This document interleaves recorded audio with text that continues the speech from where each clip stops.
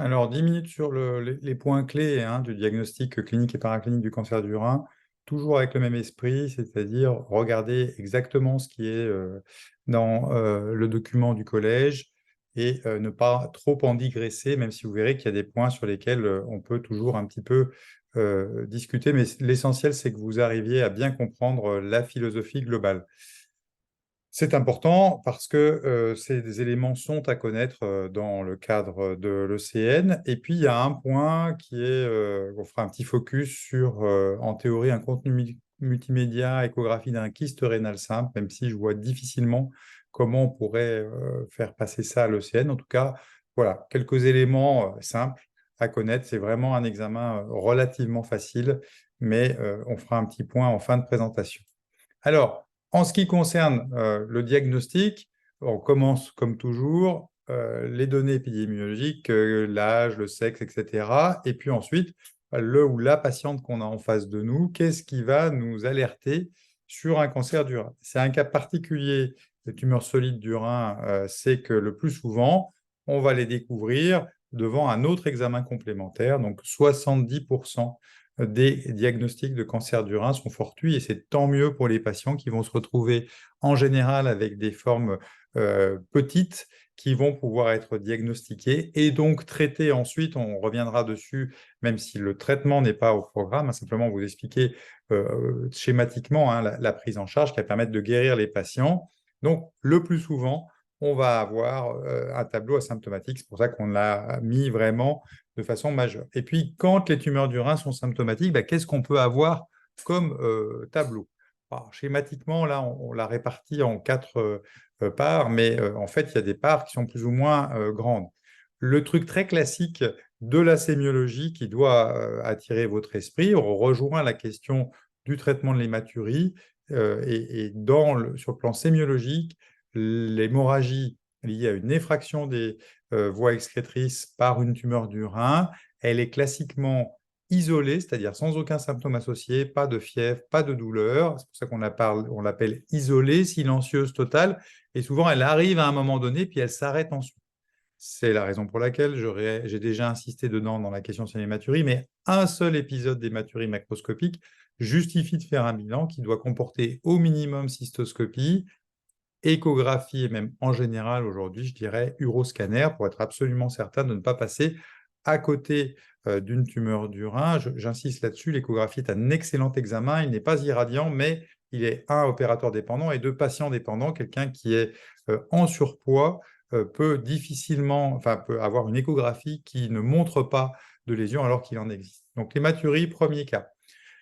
Deuxième cas, pour le coup, un peu ancien, mais qui peut arriver dans des cas particuliers, c'est la découverte devant un syndrome paranéoplasique. C'était une forme qu'on avait, je dirais, historiquement beaucoup. Aujourd'hui, les patients ont souvent plein d'examens complémentaires qui vont permettre de découvrir avant qu'on en arrive là, mais on peut avoir des fièvres, des syndromes inflammatoires, des hypercalcémies, des polyglobulies, qui sont des tableaux, je dirais, un petit peu historiques, en général, malheureusement de patients avec des formes évoluées de tumeurs du rein, mais qui existent encore.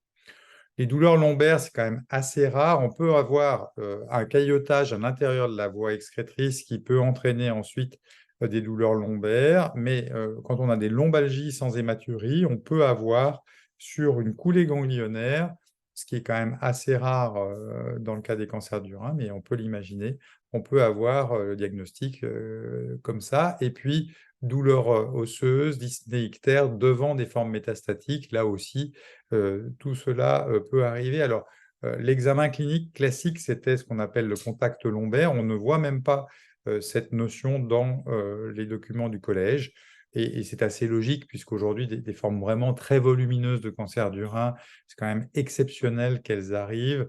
Et je dirais qu'en général, de toute façon, on a fait une échographie abdominale. Donc, l'intérêt de cet examen clinique dans le cas particulier est quand même extrêmement réduit.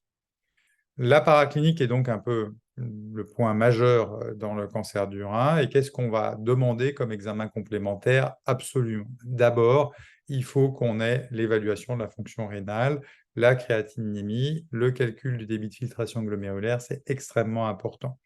La numération formule sanguine, le bilan de coagulation, c'est quelque chose qui est intéressant.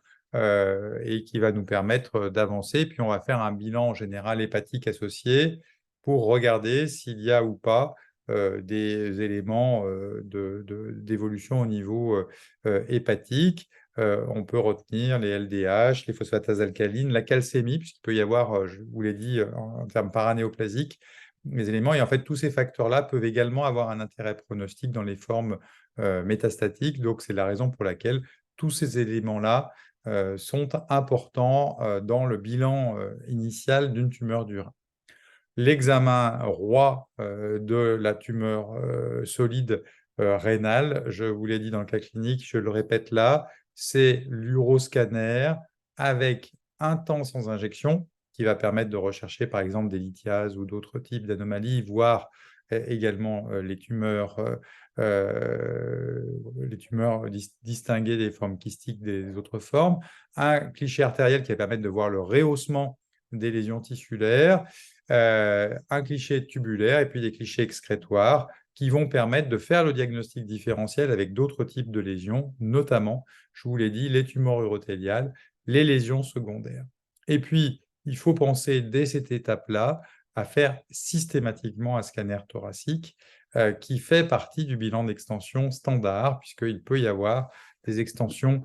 Alors, on va le voir avec le scanner abdominal, on va rechercher des lésions hépatiques, hein, bien sûr, mais le scanner thoracique va permettre de rechercher des lésions pulmonaires. Les autres examens complémentaires seront faits si on a des signes d'appel, notamment le scanner cérébral, puisque cela fait partie des sites métastatiques que l'on peut trouver lorsqu'on a un scanner thoracique avec des lésions secondaires. On aura tendance à faire un bilan d'extension un petit peu plus poussé, ou si on a des signes d'appel. Les examens paracliniques optionnels, l'uro-IRM, et comme je vous le disais, l'uro-IRM, ce n'est pas un examen qui est plus sophistiqué, plus intéressant. Il n'est pas du tout systématique. Il est vraiment réservé aux patients qui ont une altération de la fonction rénale. C'est l'élément à bien retenir.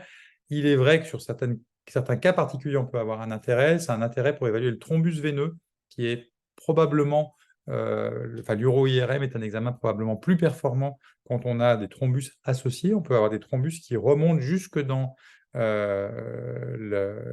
cœur, hein, de ces tumeurs rénales. Donc, c'est important de bien mesurer l'extension du thrombus quand il est suspecté.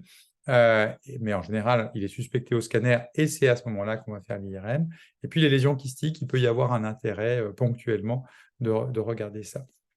La biopsie, c'est un examen qui est vraiment réservé plutôt à une minorité, on le verra tout à l'heure dans la proposition d'arbres de prise en charge qu'on vous a fait, mais on le fait systématiquement s'il y a un impact thérapeutique, avant traitement systémique, c'est-à-dire traitement d'une forme métastatique, avant décider une surveillance active, puisque les petites tumeurs chez des patients très âgés peuvent être surveillées, et puis avant les traitements physiques autres que la néphrectomie partielle, les thermoablations, par exemple, il faudra faire la biopsie.